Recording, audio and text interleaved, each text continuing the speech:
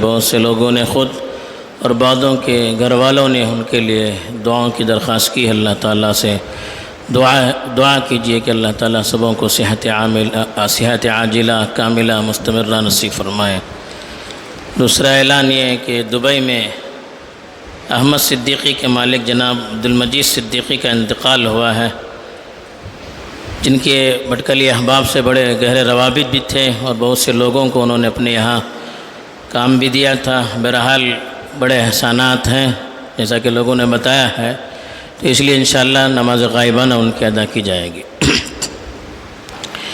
الحمدللہ رب العالمین والعاقبۃ للمتقین والصلاة والسلام علی سید المرسلین خاتم النبیین محمد وعلی آلہ وصحبہ اجمعین، اما بعد. میرے دینی اور ایمانی بھائیوں، بزرگوں اور دوستوں، اکثر و بیشتر ہم لوگوں کو دیکھتے ہیں کہ وہ اپنی زندگی پر افسوس کرتے رہتے ہیں. کہتے ہیں کہ پوری زندگی سیر و تفریح میں گزر گئی، لہو و لعب میں گزر گئی، گناہوں میں گزر گئی، بیکار چیزوں میں گزر گئی، اب کیا کرنا چاہیے؟ افسوس کرتے رہتے ہیں. بعض مرتبہ دل میں اچھے جذبات پیدا ہوتے ہیں. آدمی چاہتا ہے کہ اب میں اپنی زندگی کی اصلاح کر دوں، اب میں اپنی کچھ فکر کروں، آخرت کی فکر کروں، اچھے اعمال میں اپنے آپ کو لگاؤں، اچھے کام کرتا رہوں. یہ دل میں جذبہ پیدا ہوتا ہے. کبھی طبیعت پر یہ احساس غالب آ جاتا ہے، لیکن چونکہ ماحول ملتا نہیں ہے، کوئی مناسبت پیدا نہیں ہوتی ہے، تو یہ جذبہ آہستہ آہستہ سرد ہو جاتا ہے. پھر آدمی وہی اپنی پرانی روش پر چلا جاتا ہے. تو یہ انسانی جو فطرت ہے، اس فطرت سے اللہ تعالیٰ خوب واقف ہیں، اور اللہ تعالیٰ کبھی یہ نہیں چاہتے ہیں کہ اس کے بندے غلط راستے پر جمے رہیں. اللہ کو روئے زمین پر فتنہ، فساد، انتشار، غلط چیزیں، گناہ یہ پسند نہیں ہے. اسی لیے دیکھیے اللہ تعالیٰ نے ہر زمانے میں نبیوں کو بھیجا، اپنی کتابیں نازل کی. کیوں نازل کی؟ کیوں نبیوں کو بھیجا؟ یہی اس کی رحمت تھی جو اپنے بندوں پر ہمیشہ غالب رہتی ہے. اللہ تعالیٰ اپنے بندوں سے بڑی محبت کرتے ہیں. اللہ کو بندوں کی ان سے زیادہ فکر ہے. جتنا بندہ اپنے بارے میں فکر کرتا ہے، اس سے زیادہ اللہ تعالیٰ اس کی فکر کرتے ہیں. جتنا بندوں کو اپنی ذات سے محبت ہے، اس سے زیادہ اللہ تعالیٰ کو اس سے محبت ہے. تو اللہ تعالیٰ اسے موقع بندوں کے لیے مہیا کرتے رہتے ہیں. جو موقع اس کو سنبھلنے پر ابھارتا ہے، جو اس کو آواز دیتا ہے کہ وہ اپنی زندگی کا جائزہ لے، وہ اپنے آپ کو صحیح راہ پر لگائے، وہ اچھے اعمال کا اپنے آپ کو عادی بنائے، ایسے موقع اللہ دیتے رہتے ہیں.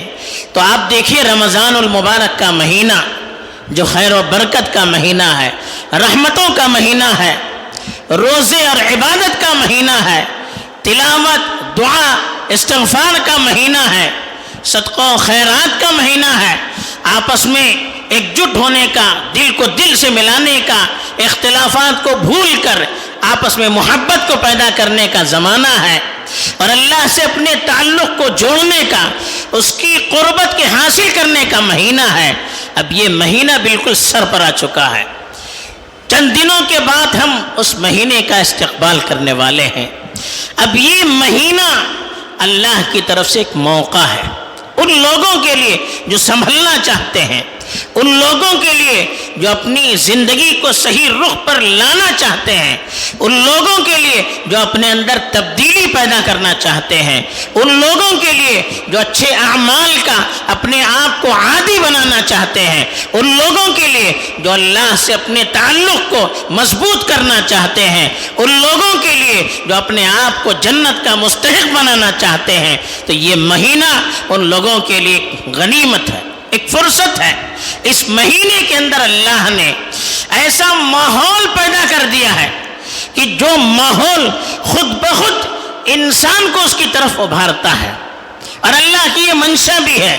چنانچہ قرآن مجید میں اللہ تعالیٰ نے فرمایا یا ایھا الذین آمنوا کتب علیکم الصیام کما کتب علی الذین من قبلکم لعلکم تتقون، اے ایمان والو تم پر روزے فرض کیے گئے جیسا کہ تم سے پچھلی قوموں پر فرض کیے گئے تھے، یعنی پرانی قوموں پر بھی روزے فرض تھے۔ کیوں؟ لعلکم تتقون، تاکہ تم اللہ کی نافرمانی سے بچ جاؤ۔ یعنی یہ روزے رکھوا کر اللہ چاہتے کیا ہیں کہ ہماری جو زندگی رمضان سے پہلے لہو و لعب میں، گناہوں میں پڑی ہوئی تھی، اس زندگی کو ہم راہ راست پر لے آئیں۔ ہم اس مہینے میں اتنی اللہ کی عبادت کریں، اتنا اللہ سے اپنا تعلق مضبوط کریں کہ دل کے اندر اللہ کی محبت بیٹھ جائے، دل کے اندر اللہ کا خوف بیٹھ جائے، دل کے اندر اللہ کا استحضار اتنا پیدا ہو جائے کہ ہر وقت ہمارے سامنے اللہ کی ذات ہو، جو بھی کام کرنا ہو ہماری نظر اللہ پر جائے، گناہ کا تصور کر کے ہمارا دل کانپ جائے۔ یہ صفت اور یہ چیز ہمارے اندر اللہ تعالیٰ پیدا کروانا چاہتے ہیں۔ اس لیے دیکھیے رمضان میں اللہ نے فرمایا فَمَنْ شَهِدَ مِنْكُمُ الشَّهْرَ فَلْيَصُمْهُ، جو اس مہینے میں رہے اس کو روزہ رکھنا چاہیے۔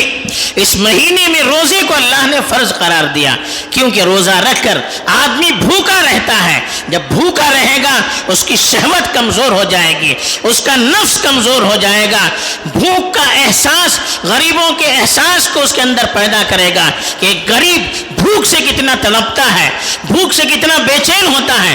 جب ہم بھوکے رہیں گے ہمارے اندر وہ احساس پیدا ہوگا، ہم بھوکے رہیں گے تو ہمارا نفس کمزور ہو جائے گا، ہماری شہوتیں کمزور ہو جائے گی، ہمارا دل اللہ کی طرف مائل ہو جائے گا، ہمارا جذبہ اللہ کی طرف اپنا رخ کرنے کے لیے مجبور ہو جائے گا۔ تو یہ نفس کو طاقت اس سے ملتی ہے، روح کو طاقت اس سے ملتی ہے۔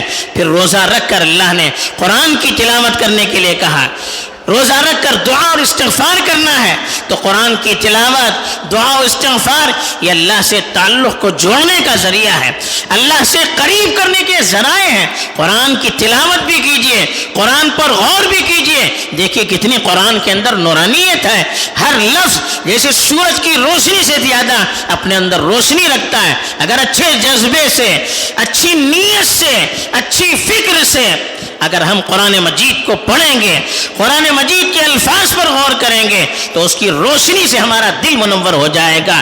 جب دل کے اندر روشنی آ جائے گی، خود بخود دل کے اندر کی جو کمزوریاں ہیں، جو ہوس ہے، جو نفس ہے، جو نفرت کے جذبات ہیں، جو غلط فکریں ہیں، وہ خود بخود دھل جائے گی۔ جیسے سورج آتا ہے تاریکی خود بخود چھٹ جاتی ہے، جیسے پانی ڈالتے ہیں تو گندگیاں خود بخود دھل جاتی ہے، ایسے ہی ہم قرآن مجید کی تلاوت کریں گے، اس کے الفاظ کی نورانیت سے، اس کے الفاظ کی پاکیزگی سے دل منور ہو جائے گا۔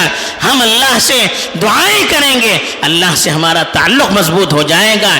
اللہ کے نام نے رونے کا یہ موقع ہے، گڑ گڑانے کا موقع ہے، اللہ سے قربت حاصل کرنے کا موقع ہے، اپنی زبان کو ذکر و اذکار سے تر کرنے کا موقع ہے، اللہ کے سامنے استغفار کرنے کا موقع ہے، صدقہ و خیرات کر کے اپنے دل سے مال کی محبت کو نکالنے کا موقع ہے، دل کی صفائی کا موقع ہے، صدقہ و خیرات کر کے اللہ کے پاس نیکیوں کے حاصل کرنے کا یہ موقع ہے۔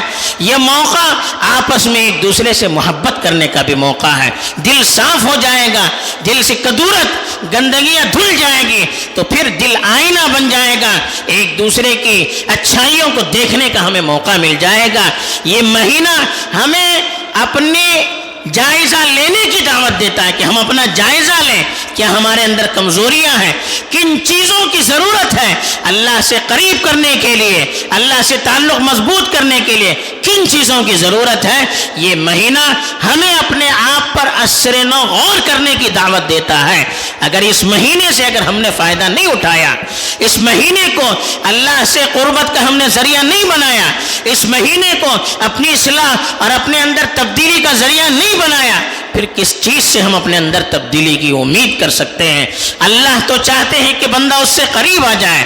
حدیث میں آتا ہے کہ بندہ ایک قدم بڑھتا ہے، اللہ کی رحمت 10 قدم اس کے آگے بڑھتی ہے. تو اللہ تعالیٰ تو ہم سے زیادہ ہم سے قریب آتے ہیں جب ہم نیکی کا ارادہ کرتے ہیں. تو یہ مہینہ ہمیں نیکیوں کی دعوت دیتا ہے. یہ مہینہ نفس کو صحیح چیز کی تربیت پر آمادہ کرتا ہے. اس مہینے کے جو اعمال ہیں وہ نفس کی تربیت کرتے ہیں. اس مہینے میں زبان پر کنٹرول کرنے کے لیے کہا گیا. کھانے پینے سے ہم رک کر صبر کرتے ہیں، اپنے اوپر کنٹرول کرنے کا جذبہ اور اس کی طاقت اللہ تعالیٰ اس کے ذریعے سے پیدا کرتے ہیں. حلال چیز سے ہم اپنے آپ کو روکتے ہیں تو بدرجہ اولا حرام سے بچنے کی اللہ توفیق دے گا. روزہ رکھ کر کہا گیا کہ من لم یدع قول الزور، کہ اللہ کے رسول صلی اللہ علیہ وسلم نے فرمایا کہ من لم یدع قول الزور والعمل به فلیس للہ فی حاجت من ان یدع طعامہ و شرابہ. اگر آدمی روزہ رکھ کر جھوٹ بولنا نہیں چھوڑتا ہے، غلط کام کرنا نہیں چھوڑتا ہے، پھر اللہ کو اس کو بھوکا رکھنے کا کوئی فائدہ نہیں. بھوکا رکھوانا مقصود نہیں ہے، بھوکا رکھوا کر ہم سے اچھے کام کروانا مقصود ہے. تو روزہ رکھ کر زبان پر بھی کنٹرول کرنے کی مشق کروائی جاتی ہے، برائی سے اپنے آپ کو روکنے کی مشق کروائی جاتی ہے. بلکہ اللہ کے رسول صلی اللہ علیہ وسلم نے فرمایا کہ اذا کان یوم صوم احدکم فلا یرفث ولا یفسق، کہ اگر کوئی روزے سے ہے تو پھر وہ زبان سے بری بات نہ کرے، گالی گلوچ نہ کرے، ایک دوسرے کے ساتھ لڑائی جھگڑا نہ کرے، گناہ کا کام نہ کرے. بلکہ فَإِن سَابَّهُ أَحَدٌ، اگر کوئی اس کو گالی دے تو کہے انی صائم، میں روزے سے ہوں، میں آپ سے لڑائی جھگڑا کرنا نہیں چاہتا. تو یہ ہمیں مشق کروائی جاتی ہے. نفس کو اچھائی کا عادی بنایا جاتا ہے. برائیوں سے روک کر، بعد حلال چیزوں سے روک کر نفس کے اندر برداشت کی طاقت پیدا کی جاتی ہے، زبان پر کنٹرول کی طاقت اور صلاحیت پیدا کی جاتی ہے.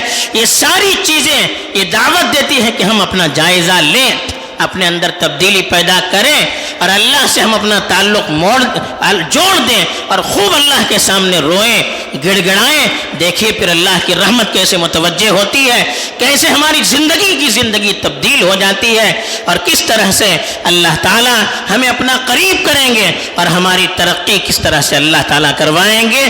تو ہمیں اس مہینے کو غنیمت سمجھنا چاہیے اور اچھے کام کرنے کے لیے اور اپنی اصلاح کے لیے ہمیں آمادہ کرنا چاہیے اور ابھی سے اس کی نیت اور اس کی تیاری کرنی چاہیے.